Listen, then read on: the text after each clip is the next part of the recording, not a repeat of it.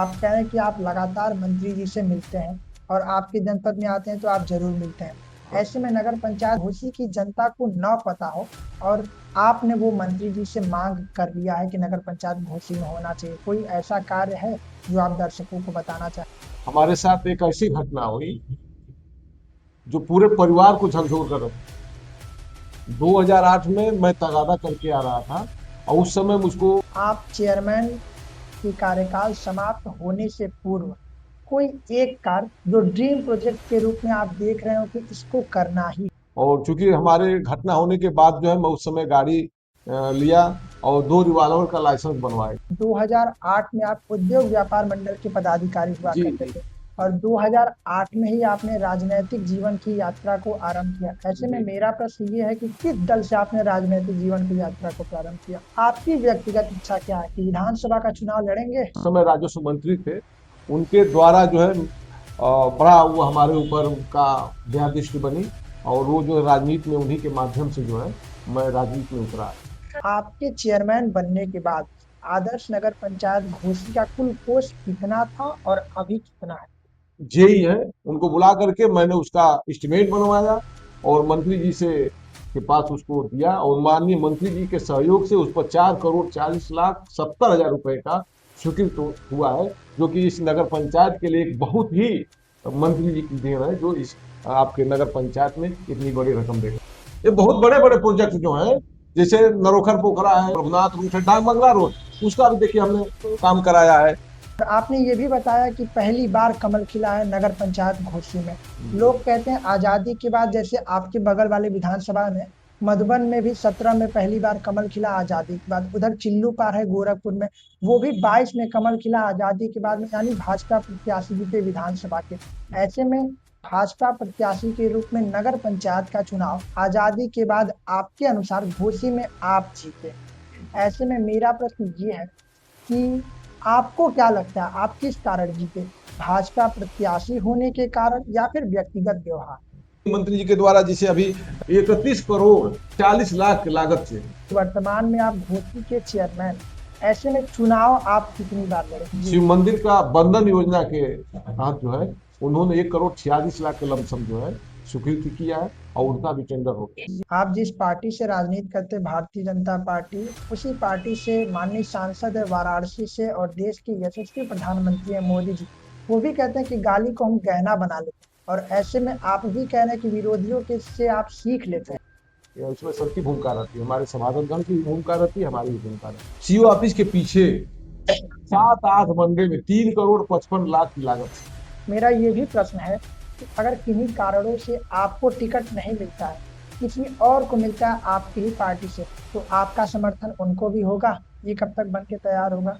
काम चालू है उसका, हम जानते हैं कि 1 साल के अंदर तैयार हो जाए। तो ये केवल नगर पंचायत के लोग ही उसका उपयोग कर पाएंगे या मऊ जिले के सभी मैंने लोग? कहीं के भी लोग जिसे उसको माखन लाल चतुर्वेदी राष्ट्रीय पत्रकारिता एवं संचार विश्वविद्यालय सहित देश में जो और विश्वविद्यालय हैं और महाविद्यालय हैं पत्रकारिता के, और जो उनमें पत्रकारिता की पढ़ाई कर रहे हैं विद्यार्थी, उन सबके लिए आपका प्यारा संदेश क्या है?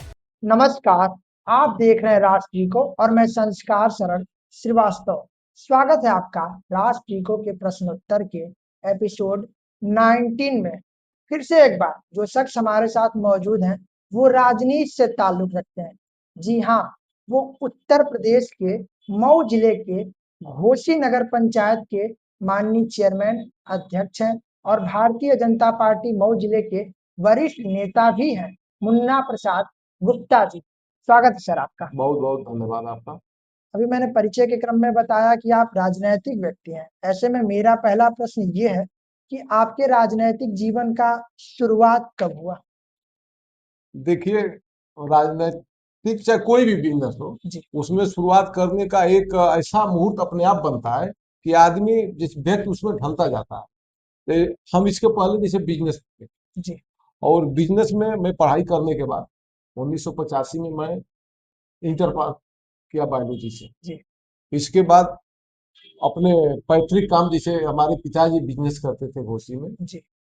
और घोसी में एक व्यापारी के रूप में काम करते थे। उन्हीं के पढ़ाई, चूंकि उस समय वो व्यवस्था नहीं थी कि हम लोग आगे पढ़े, तो व्यवस्था नहीं थी, तो उस समय कॉलेज भी नजदीक नहीं थे। जी। सारे कॉलेज कहीं बनारस, गोरखपुर ऐसे दूर दूर थे, तो हमारे परिवार में ऐसी व्यवस्था नहीं थी कि हम लोग आगे पढ़ाई कर सके। उस समय हमने पिताजी के साथ, जो उन्हीं के साथ बिजनेस में आ गए, और 1989 के बाद मैं हम टोटल बिजनेस में आ गए। सर, आपने बताया कि आपके पिताजी की व्यवस्था नहीं थी, व्यवस्था न होने का मतलब कि आर्थिक रूप से संकट थी। संकट था। इस कारण से आप उस वक्त पढ़ाई में इंटर तक पढ़े और उसके बाद से बिजनेस में आ गए। परंतु सर, मेरा प्रश्न ये है कि राजनैतिक जीवन का शुरुआत कब हुआ, किस सन में देखिए, आपने राजनीति में प्रवेश जब किया? हम बिजनेस में आए, तो बिजनेस का तौर तरीका जो है, क्योंकि हम लोग पढ़े लिखे थे, जी। तो एक बिजनेस का तौर तरीका जो हमारे पिताजी देहात से गेहूं चावल तौला करके ले आकर तब यहाँ बेचते थे। जी। तो जब हम लोग अपने हम लोग तीन भाई हैं, तो तीनों भाई, दो भाई हमारे हमसे छोटे हैं, तो वो लोग पढ़ते थे, पढ़ाई करते थे। जी। लेकिन जब हम लोग बिजनेस में आए, तो हम लोग तीनों भाई मिल करके और बिजनेस का एक नया विषय रूप देना चाहे, और वो बिजनेस जो है 2-4 साल 5 साल के बाद जो है हम लोगों का थोक का काम होने लगा, जो उस बिजनेस के से आगे आगे बढ़ते बढ़ते हम यहाँ तक, और 2008 के बाद हम जो है हम राजनीति लाइन में आए। उस समय हम 2008 में यहाँ के व्यापार मंडल के अध्यक्ष बनाए गए। 2008 में आप उद्योग व्यापार मंडल के पदाधिकारी हुआ जी करते जी थे और 2008 में ही आपने राजनीतिक जीवन की यात्रा को आरंभ किया। ऐसे में जी। मेरा प्रश्न ये है कि किस दल से आपने राजनीतिक जीवन की यात्रा को प्रारंभ किया? देखिए, 2008 में हमारे साथ एक ऐसी घटना हुई जो पूरे परिवार को झकझोर कर रखी। 2008 में मैं तगादा करके आ रहा था, और उस समय मुझको छिनैती मेरे साथ की गई, और उस समय गोली मारी गई मुझको। 2008 में? 2008 और में बाद मायावती जी की सरकार हाँ, थी। 7 के बाद बदल गई थी। जी जी, उस समय हमारी बसपा की सरकार थी, और रास्ते में जो है मेरे साथ घटना हुआ, और गोली मारी गई। गोली जो मेरे पास कैश था, कैश देने के बाद गोली मारी गई। आपको? हाँ हाँ। जी। और मैं वहाँ के लोगों के सहयोग से पुलिस प्रशासन तब तक आ गई। उस समय मुझको बनारस भर्ती कराया गया, मैं 1 महीने तक बनारस भर्ती था। उसके बाद आने के बाद जो है मेरा एक थोड़ा सा उस समय राजनीति में झुकाव इसलिए हुआ कि उस समय हमारे अ, माननीय फागू चौहान जी उस समय राजस्व मंत्री थे। उनके द्वारा जो है बड़ा वो हमारे ऊपर उनका दयादृष्टि बनी, और वो जो है राजनीति में उन्हीं के माध्यम से जो है मैं राजनीति में उतरा। और चूंकि हमारे घटना होने के बाद जो है मैं उस समय गाड़ी लिया, और 2 रिवॉल्वर का लाइसेंस बनवाए। तो थोड़ा सा एक मन में जैसे जिज्ञासा हो गई कि बिजनेस के साथ साथ राजनीति में भी जुड़ने से मुझको लाभ है। मैं दर्शकों की जानकारी के लिए बता दूं, जिस फागू चौहान की बात आदरणीय मुन्ना प्रसाद गुप्ता जी कर रहे हैं, वो 8 बार के विधायक हैं, प्रदेश सरकार में मंत्री भी रहे, बिहार और मेघालय के राज्यपाल भी रहे हैं। जी ऐसे में मेरा अगला प्रश्न ये है कि आप राजनीतिक जीवन में 8 में प्रवेश किए, परंतु वर्तमान में आप घोसी के चेयरमैन। ऐसे में चुनाव आप कितनी बार लड़े? देखिए, चुनाव तो मैं जीतने के पहले 2 बार लड़ चुका था, और तीसरी बार मैं भाजपा के सिंबल से मैं चुनाव लड़ा। और जो कि मतलब घोसी नगर पंचायत में भाजपा के सिंबल से कभी चुनाव कोई जीता ही नहीं। जी। क्योंकि मेरी राजनीति जो है, मेरी राजनीति जमीनी राजनीति है। मैं इसी नगर पंचायत घोसी में आपको बता दूं कि साइकिल से नगर पंचायत घोसी का कोई ऐसा कोना नहीं होगा जहां की मैं साइकिल से न घुमाऊं। और गेहूं चावल बेचता था, सबके यहाँ पहुंचाता था। तो इस नाते मेरे स्वभाव से भी लोग परिचित थे, और कुछ अपनी भी पकड़ थी। और उस बिजनेस के सहारे मेरा जो है हर एक कोने में, हर वार्ड में एक मेरा परिचय पहले से ही था, जब राजनीति में नहीं थे उसके पहले। जी। और इसी कारण से लोगों में विश्वास था कि यह लड़का मेहनती है, और इसको अगर हम लोग नगर पंचायत का चेयरमैन बनाते हैं तो अच्छा जिसे नगर पंचायत का विकास होगा। आपने बताया कि 2008 में राजनीतिक जीवन की यात्रा को आरंभ किया, 3 बार चुनाव लड़े और 2 बार उप विजेता हुए या फिर पराजय, और 1 बार इस बार जीत गए। और आपने ये भी बताया कि पहली बार कमल खिला है नगर पंचायत घोसी में। लोग कहते हैं आजादी के बाद जैसे आपके बगल वाले विधानसभा में मधुबन में भी 17 में पहली बार कमल खिला आजादी के बाद। उधर चिल्लू पार है गोरखपुर में, वो भी 22 में कमल खिला आजादी के बाद में, यानी भाजपा प्रत्याशी जीते विधानसभा के। ऐसे में भाजपा प्रत्याशी के रूप में नगर पंचायत का चुनाव आजादी के बाद आपके अनुसार घोसी में आप जीते। ऐसे में मेरा प्रश्न ये है कि आपको क्या लगता है आप किस कारण जीते, भाजपा प्रत्याशी होने के कारण या फिर व्यक्तिगत व्यवहार? सिंबल के साथ साथ अपना भी तो कुछ होना चाहिए। एक जमीनी जो है, एक जमीनी लोगों में उठा बैठक और सबसे परिचित होना, यह सबसे जरूरी होना चाहिए ना। जिसे सिंबल तो प्रमुख होता ही है। सिंबल से मैं चुनाव जीता हूँ। ट्रिपल इंजन की सरकार, जिसे उस समय हम लोगों का नारा था ट्रिपल इंजन की सरकार, जिसे डबल इंजन की जैसे सरकार चल रही है हमारी, केंद्र में चल रही है, हमारे प्रदेश में चल रही है। तो उस समय हम लोगों का नारा था, लोगों के बीच में जब हम लोग भाषण देते थे तो यही कहते थे कि ट्रिपल इंजन की सरकार बनाइए, और जब ट्रिपल इंजन की सरकार बनेगी तो घोसी नगर पंचायत का विकास होगा। और वह जो है सच्चाई सामने है कि ट्रिपल इंजन की सरकार होने के नाते हम नगर पंचायत घोसी का विकास बहुत ही सुंदर हो रहा है। आप कह रहे हैं कि नगर पंचायत घोसी का विकास गतिमान है। ऐसे में मेरा प्रश्न ये है कि जब आप पहली बार चेयरमैन बने तो आपकी पहली प्राथमिकता क्या रही? देखिए, चेयरमैन होने के बाद एक जिम्मेवारी जब मिलती है, तो चूंकि एक एक वार्ड में, एक एक गलियों में मैं घूमा था। जी। चेयरमैन नहीं थे तब भी घूमे थे, चेयरमैन होने के बाद सारे रास्ते हमको दिखे थे। उसमें जैसे एक नहीं होता है कि जैसे हम जीत जाएंगे तो क्या हमारा, जैसे सबसे जो लोगों को मन में रहता है कि यह काम इनसे हो जाएगा। जैसे आपका प्रभुनाथ रोड है जी। 30 साल से, मतलब उस पर कोई ध्यान ही नहीं दिया। जो भी जितने प्रतिनिधि आए नगर पंचायत में, कभी ध्यान नहीं दिया, इसलिए कि उसका इतना लंबा बजट था कि उतना नगर पंचायत घोषित में बजट नहीं था, इसलिए लोगों का ध्यान उधर नहीं जाता था। अभी आपके सामने एक नरोखर पोखरा है यहाँ पर, इसमें माननीय हमारे ऊर्जा मंत्री एवं नगर विकास मंत्री जी का ट्रिपल इंजन होने के नाते जो है, और चूंकि अपने जिले के हमारे मंत्री जी हैं, और ये इतने सरल स्वभाव के हैं कि उनकी हम जितनी प्रशंसा करें वो कम है। इसलिए कि उनसे जो भी कुछ मांगता है अपने नगर पंचायत के लिए वो देते हैं। अच्छे, इसमें भी एक वो है, जैसे हम मांगेंगे नहीं कुछ, बात समझिए, जैसे हम अपने नगर पंचायत के लिए कुछ मांगेंगे नहीं तो उनको क्या जानकारी होगी। आदमी देने के लिए तैयार है तो, और हम मांगेंगे नहीं तो हम नगर पंचायत में इतना एक्टिव रहते हैं कि बड़े बड़े काम के लिए, जैसे नगर पंचायत में मान लीजिए आपको बताएं कि ये प्रभुनाथ रोड है, उस पर ई रिक्शा जाने के लिए तैयार नहीं होता है जी। अभी इसी क्रम में एक नगर पंचायत घोसी का सबसे बड़ा पोखरा, जो मेन रोड पर, जो नेशनल हाईवे रोड पर आपको दिखाई दे रहा है यहाँ पर, मझवारा मोड़ पर जी।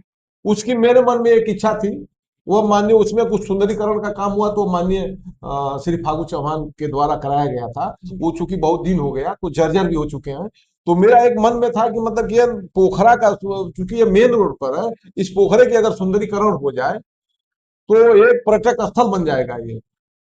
और उसी क्रम में मैं अपने जो जेई है उनको बुला करके मैंने उसका एस्टिमेट बनवाया और मंत्री जी से के पास उसको दिया, और माननीय मंत्री जी के सहयोग से उस पर 4,40,70,000 रुपए का स्वीकृत हुआ है, जो कि इस नगर पंचायत के लिए एक बहुत ही मंत्री जी की देन है, जो इस आपके नगर पंचायत में इतनी बड़ी रकम देकर। यदि नगर विकास मंत्री और ऊर्जा मंत्री AK शर्मा जी आपके गृह जनपद के नहीं होते तो आपको क्या लगता है कि ट्रिपल इंजन की सरकार होने के बाद भी नगर पंचायत घोसी में इसी प्रकार से विकास होता? देखिए, सबसे बड़ी बात है कि हमारे माननीय मंत्री जी मेरे गृह जनपद के जी।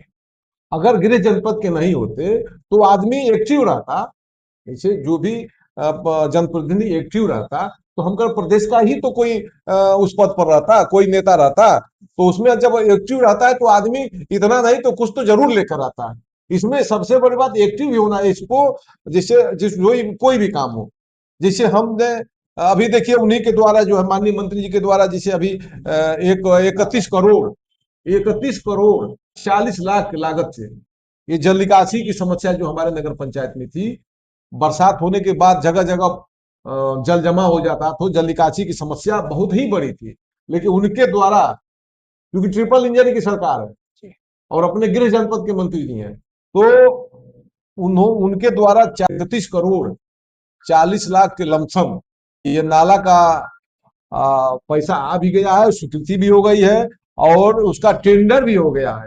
और टेंडर होने के बाद नाले का निर्माण जो है हम जानते हैं कि 2-4 दिन में शुरू हो जाएगा। ये बहुत बड़े बड़े प्रोजेक्ट जो है, जैसे नरोखर पोखरा है, प्रभुनाथ रोड है, डाक बंगला रोड, उसका भी देखिए हमने काम कराया है। अभी नाले का काम है। अभी कई ऐसे प्रोजेक्ट हैं, अभी 1 करोड़ 86 लाख की लागत से अभी पश्चिम वाले वार्ड नंबर 1 में शिव मंदिर का बंधन योजना के तहत जो है उन्होंने 1 करोड़ 46 लाख के लमसम जो है स्वीकृति किया है और उनका भी टेंडर हो गया। आपके चेयरमैन बनने के बाद आदर्श नगर पंचायत घोसी का कुल कोष कितना था और अभी कितना है, यदि आप बताना चाहें?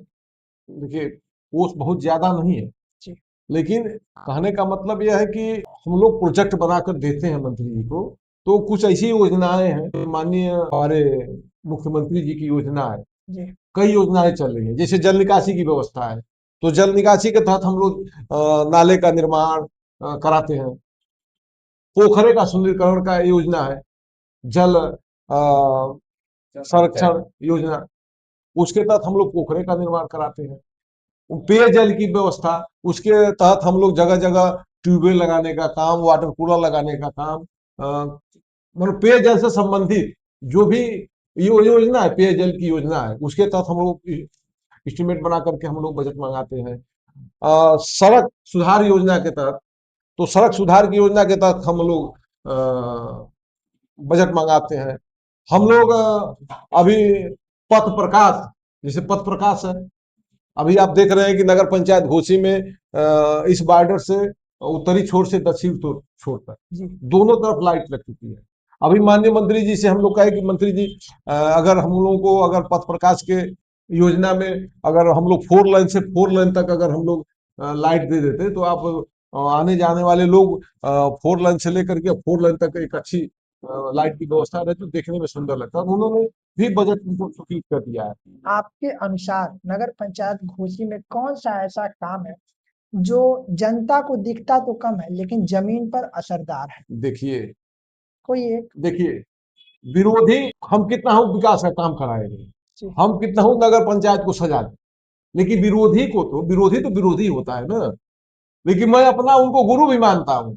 विरोधी दो प्रकार के होते हैं, एक प्रतिद्वंदी होते हैं विचारों के आधार पर और एक कट्टर होते हैं जो देखिए, जान मान के लिए। कट्टर तो विरोधी, जैसे ये राजनीति में कट्टर विरोधी का मतलब नहीं है कोई। राजनीति में राजनीति से ही लड़ा जा सकता है, विचारों से लड़ा जाता है। तो विचारों से अगर कोई मेरा विरोध करता है तो वह मेरा राजनीतिक गुरु हुआ। बात समझिए, वह मुझको रास्ता दिखाता है कि जैसे मुझसे कहीं गलती हो रही है तो वह उसमें मुझको सुधारने के लिए अगर मेरा विरोध कर रहा है, मेरा वो राजनीतिक विरोध कर रहा है, तो उसमें मैं सजग हो जाता हूँ। और सजग होने की देन है कि मैं यहाँ तक चेयरमैन के पद पर हूँ और नगर का विकास अच्छी तरह से हो रहा है। तो मैं उनको राजनीतिक गुरु मानता हूँ, जो मेरा विरोध करता है उसको राजनीतिक गुरु मानता हूँ मैं।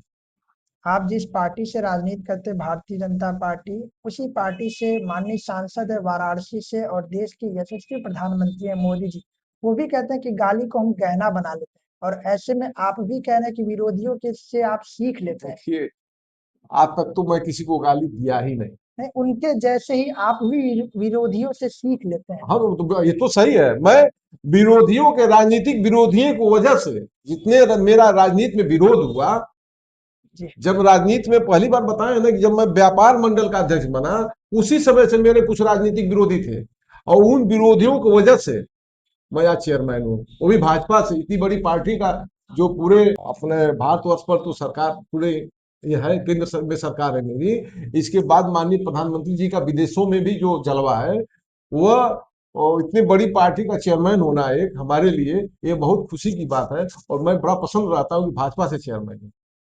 मैं चेयरमैन के विषय पर फिर से एक बार आऊंगा, परंतु एक विषय और, वो ये कि अभी विगत दिनों दुखद घोसी के वर्तमान विधायक माननीय सुधाकर सिंह जी का निधन हो गया। ऐसे में लोग करास लगाए बैठे हैं कि घोसी में उपचुनाव हो सकता है, तो आपको क्या लगता है कि उपचुनाव होगा? देखिए, ये प्रक्रिया है, यह नियमानुसार जब 1 साल से ऊपर रहता है तो मुझको लगता है बहुत उसके विषय में जानकारी नहीं होती है, लेकिन यह है कि मुझको लगता है कि चुनाव होगा। जी जैसे जो लोगों का कहना है, जिस हिसाब से अभी 1.5 साल का समय है और 1.5 साल के समय में 6 महीने के अंदर चुनाव होता है, तो उपचुनाव तो होना मुझको मेरे लिए संभव है, ये लगता है कि चुनाव होगा। आपके करीबी बताते हैं कि आप भी दावेदारी रख रहे हैं, क्या ये हकीकत है? देखिए, मैं भारतीय जनता पार्टी से चेयरमैन हूँ जी और मैं काम पर विश्वास करता हूँ। जो मुझको जिम्मेदारी दी गई है तो उसको बखूबी अपने कार्यशैली में मैं जनता के प्रति एकदम अग्रसर रहता हूँ, जनता के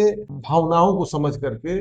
और नगर पंचायत में क्या काम होगा वो काम पर हमेशा तत्पर रहता हूँ, भावनाओं के से मैं उनके भावनाओं को कदर करता हूँ। उस हिसाब से नगर पंचायत का विकास हो रहा है। तो लोगों के मन में, देखिए, लोगों के मन में रहता है, जैसे अगर उनको टिकट मिल जाए तो ठीक है, जीत जाएंगे। जी। तो ये जनता कहती है, जनता तो क्या कहती है उसको तो हम कैसे कहें कि हम। आपकी व्यक्तिगत इच्छा क्या है कि विधानसभा का चुनाव लड़ेंगे? देखिए, जब राजनीति में कदम रखे हैं और भारतीय जनता पार्टी ऐसे पार्टी में कदम रखे हैं, तो पार्टी अगर जैसे हम मांग, देखिए, मांगना न मांगना ये अलग बात है, लेकिन पार्टी अगर मेरे ऊपर विश्वास करती है, अगर जैसा आदेश करती है, तो हम लोग भाजपा के सिपाही हैं, तो मैं अपने उस व्यवस्था में लगूंगा। यानी आपकी दावेदारी है, इच्छा भी है कि आप नगर पंचायत के बाद विधानसभा देखिए, के सदन में पहुंचे। देखिए, सबकी इच्छा होती है, जी। लेकिन पार्टी की इच्छा क्या है? पार्टी की इच्छा मेरे प्रति है, तो मैं अगर चुनाव लड़ूंगा। मेरा ये भी प्रश्न है कि अगर किन्हीं कारणों से आपको टिकट नहीं मिलता है, किसी और को मिलता है आपकी ही पार्टी से, तो आपका समर्थन उनको भी होगा? देखिए, मैं भारतीय जनता पार्टी का कार्यकर्ता हूँ, चेयरमैन बाद में हूँ, लेकिन एक भारतीय जनता पार्टी का सक्रिय कार्यकर्ता हूँ। और सक्रिय कार्यकर्ता होने के नाते किसी भी मेरे भाई को पार्टी जो है किसी भारतीय जनता पार्टी के ही कार्यकर्ता को बनाएगी। तो अगर पार्टी किसी को भी अगर उम्मीदवार बनाती है तो मैं उसमें सबसे पहले मेरा झंडा डंडा रहेगा, हर तरह से उनका सहयोग करेंगे हम लोग। फिर से लौटते हैं नगर पंचायत पे। आप जनप्रतिनिधि हैं, कोई विधानसभा के सदन में हो या फिर देश के सबसे बड़े पंचायत लोकसभा का सदस्य हो या फिर नगर पंचायत या फिर वार्ड ग्राम पंचायत किसी भी दायित्व पर वो जनप्रतिनिधि है। ऐसे में जनप्रतिनिधि होने के नाते मेरा प्रश्न ये है कि आप जब विकास कार्यों को करते हैं तो कभी जब बाधा आता है तो वो बाधा कौन सा होता है, सिस्टम या राजनीति? जिससे सिस्टम में बाधा, देखिए, सिस्टम का बाधा का मतलब यह है कि अगर कोई काम बढ़ा है तो बजट की कमी पड़ेगी, तो वो समस्या हमारे शासन के द्वारा ही तो होगा। बाकी जो छोटा मोटा जो उसमें कहीं से कोई कमी बेसी होती है तो हम लोग आपस में, हमारे मेंबर सभासदगण हैं और हम लोग अपने कुछ लोग हैं, ईओ साहब हैं, हम हैं, अपने सभासदगण हैं, सब लोग मिल बैठ करके उस समस्या को हल करते हैं। बाकी बजट होना चाहिए, कोई काम में रुकावट नहीं होती है कभी। जब बजट मिलेगा तो काम अपने आप हो शुरू हो जाता है। कहीं से थोड़ा बहुत, कहीं से कोई कोर कसर होती है, कहीं जैसे किसी की एक आध फुट जैसे कोई रास्ते वास्ते में गड़बड़ी होती है, तो लोग हम लोग समझ करके बैठ मिल करके काम कर लेते हैं। बजट बनाते समय सभासदगण की भी उसमें सहमति रहती है और जनता की भी राय ली जाती है या फिर चेयरमैन खुद से? देखिए, जनता तो खुद ही कहती है कि ये रास्ता बन जाता, वह रास्ता बन जाता, वह वहाँ पोखरा का सुंदरीकरण होता, ये जनता की तो डिमांड रहती है। जी लेकिन उस किस वार्ड में मैं, देखिए, वह सभासदगण हमारा एक परिवार है, जैसे मान समझिए एक मेरा बोर्ड है, तो बोर्ड की सहमति बहुत जरूरी है। जी। उनकी भी कुछ इच्छाएं होती है अपने वार्ड में इस काम को कराने के लिए, तो मैं उनका भी राय लेता हूँ। अब दूसरे नंबर पर मेरे भी कुछ राय होती है, जैसे किसी के वार्ड में कुछ है तो मेरे भी मैं तो सबका चेयरमैन हूं ना, तो उसमें सभी लोग मिल बैठ करके उस बजट को, एस्टिमेट को हम लोग बनाते हैं, उस कार्य के रूपरेखा तैयार करते हैं, उसका एस्टिमेट बनवाते हैं, इसके बाद हम लोग मंत्री जी के पास जाए उसको पेश करते हैं, आगे बढ़ाते हैं। उसमें सबकी भूमिका रहती है, हमारे सभासदगण की भी भूमिका रहती है, हमारी भी भूमिका रहती है। नगर पंचायत के आप चेयरमैन हैं, ऐसे में मेरा प्रश्न ये भी है कि व्यक्तिगत रूप से मुन्ना प्रसाद गुप्ता जी को अब तक के कार्यकाल में कौन सा ऐसा कार्य है जिसको कर करके बहुत संतुष्टि मिली? देखिए, नगर पंचायत में मैं बता रहा हूँ ना कि जैसे अभी एक डाक बंगला रोड है, वो कम से कम हम जानते हैं कि 20 साल से उस पर भी लोग नहीं आ जा पाते थे, पैदल चलना दुश्वार था। लेकिन मेरे कार्यकाल में वो भी बनकर तैयार है, रोड भी बना है, उस पर अगल बगल की नालियां भी बनी है, लाइट भी लगी है। अभी सबसे बड़ा काम पोखरे का है, ये कादीपुर जो प्रभुनाथ रोड है इसका भी है, जल निकासी। ये चार पांच काम ऐसे हैं ये कि इसको कराने के बाद एक मन में इतना उत्साह रहता है कि मैंने ये कराया। भाई जो भी बड़ा काम है जो अब तक कोई करा नहीं पाया, बात समझिए। जैसे जो जैसे अभी एक मैरिज, अब देखिए एक मैरिज हॉल बन रहा है अभी नगर पंचायत के आगे, सीओ ऑफिस है, सीओ ऑफिस के पीछे 7-8 बनडे में 3,55,00,000 की लागत से। वो मैरिज हॉल किसको काम आएगा? वो हमारे जनता के लिए रहेगा, कोई भी उसमें अपना कुछ शुल्क लगा दिया जाएगा उसको, जैसे कुछ जैसे काम है सफा सफाई साफ सफाई है, चाहे उसमें लाइट की व्यवस्था जो भी, उसमें कुछ निर्धारित शुल्क लगा दिया जाएगा, नगर पंचायत की तरफ से वो बुक होगा और उसको अब जनता को समर्पित कर दिया जाएगा। ये कब तक बन के तैयार होगा? काम चालू है उसका, हम जानते हैं कि 1 साल के अंदर तैयार हो जाए। तो ये केवल नगर पंचायत के लोग ही उसका उपयोग कर पाएंगे या मऊ जिले के सभी मैंने लोग? कहीं के भी लोग, जैसे उसको खाली होना चाहिए उस डेट में, अगर कोई कहीं का बाहरी भी लोग आते हैं उस डेट को खाली है जी तो उनको भी मिलेगा। ये नहीं है कि केवल नगर पंचायत के लोग ही रहेंगे। जी बाहर जैसे मऊ में बना है, कम्युनिटी हॉल बना है, नगर पंचायत जी का तो है, उसमें बहुत ऐसे कार्यक्रम होते हैं जो दूर दूर के लोग आकर करते हैं, तो खाली होना चाहिए ना। अब एक ही डेट में कई लोग मांगेंगे तो मिलेगा तो एक कोई, उसमें प्राथमिकता, सबसे बड़ी प्राथमिकता नगर पंचायत के लोगों की होगी, जी। इसके बाद खाली रहेगा तो बाहर के लोगों को भी होगी। आप चेयरमैन के कार्यकाल समाप्त होने से पूर्व कोई एक कार्य जो ड्रीम प्रोजेक्ट के रूप में आप देख रहे हो कि इसको करना ही है? अरे भाई देखिए, जो आपको 4-5 काम गिनाए हैं ना, यह नगर पंचायत घोसी की सबसे बड़ी काम, जैसे बड़े कामों में है। तो यानी अब ये जान लीजिए कि अब यही सोच लीजिए कि इसके पहले कोई इस पर ध्यान नहीं दिया, उतना बजट मंगा नहीं पाया।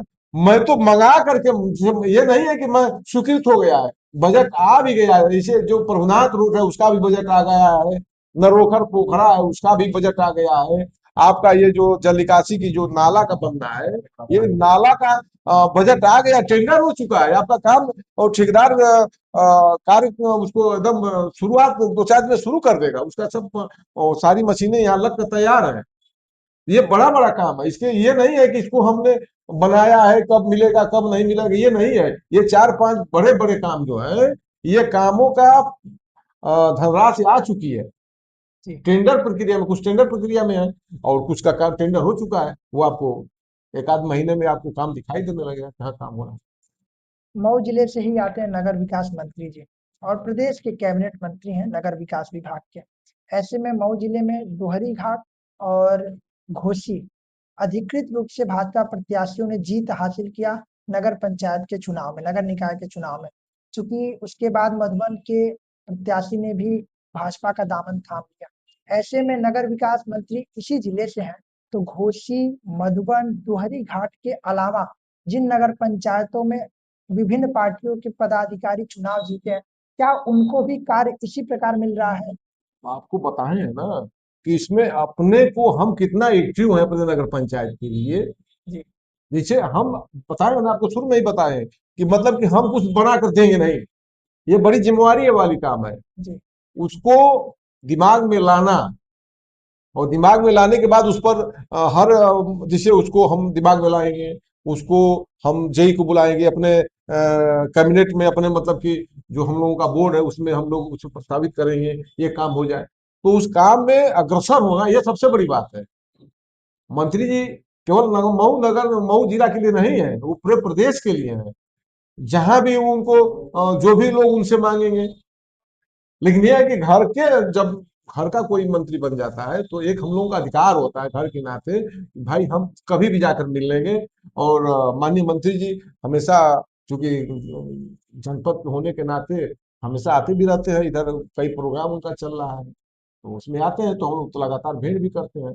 दूसरे पार्टी के लोग थोड़ा डरते हैं कि हम जाएंगे हमको देंगे कि नहीं देंगे, हम लोग तो डरते ही नहीं, हम लोग तो जा करके पूरे सीधे क्या पेश करते हैं कि मंत्री जी ये हमको चाहिए। आप कह रहे हैं कि आप लगातार मंत्री जी से मिलते हैं और आपके जनपद में आते हैं तो आप जरूर मिलते हैं। ऐसे में नगर पंचायत घोसी की जनता को न पता हो और आपने वो मंत्री जी से मांग कर लिया है कि नगर पंचायत घोसी में होना चाहिए, कोई ऐसा कार्य है जो आप दर्शकों को बताना चाहें? अभी देखिए, ये हमारे नगर पंचायत में जाम की बड़ी समस्या है, और डिवाइडर जब बन जाएगा तो डिवाइडर बन जाएगा, जो लाइट है बीच में लग जाएगी, तो जाम, पहली बात की जाम की समस्या खत्म हो जाएगी, जी। रोड चौड़े हो जाएंगे। इसकी मांग आपने कर दी? मांग हम लोग बहुत पहले किए थे, तो माननीय मंत्री जी के द्वारा जो है कुछ पीडब्ल्यूडी के लापरवाही से जो है ये कुछ ही एस्टिमेट बनाए गए थे, क्योंकि वो पीडब्ल्यूडी के जिम्मे हो जाता है। तो जैसे मझवारा मोड़ है, जी। सरोदय डिग्री कॉलेज है, इंटर कॉलेज है, और तहसील है, यहाँ तक का यहाँ एक दो तीन जगह का टेंडर हो चुका है। फिर हम लोग माननीय मंत्री जी से कहे, तो माननीय मंत्री जी 4 लेन से 4 लेन तक जो बीच में छुटी हुई जगह है, जो रोड है, उसका भी हम जानते हैं कि नप गया है, उसका भी एस्टिमेट बनने के बाद जो पीडब्ल्यूडी टेंडर करा देगी। मेरा अगला प्रश्न ये है सर कि, और लास्ट प्रश्न है, माखन लाल चतुर्वेदी राष्ट्रीय पत्रकारिता एवं संचार विश्वविद्यालय सहित देश में जो और विश्वविद्यालय हैं और महाविद्यालय हैं पत्रकारिता के, और जो उनमें पत्रकारिता की पढ़ाई कर रहे हैं विद्यार्थी, उन सबके लिए आपका प्यारा संदेश क्या है? मैं उनके लिए उज्जवल भविष्य की कामना करता हूँ कि आगे बढ़े, अपने उस जिस कार्य में लगे हुए हैं, जिस योजना के तहत अपनी उस पढ़ाई को कर रहे हैं, वह उनका हमारे देश के लिए वो काम करें, और देश के लिए उनका उज्जवल भविष्य हो, उनके उज्जवल भविष्य की कामना करता हूँ। सर, आपने अपना कीमती समय दिया, इसके लिए राष्ट्र टीकों की पूरी टीम आपके प्रति आभार ज्ञापित करती है। मैं इसके लिए आपको बार बार धन्यवाद देता हूँ कि आप विस्तृत रूप से मेरी बात को सुने और जनता तक पहुँचाएं। और आपसे कहना ये है, ऐसा और इंटरेस्टिंग इंटरव्यू देखने के लिए स्टे कनेक्टेड विथ राष्ट्र टीको। धन्यवाद।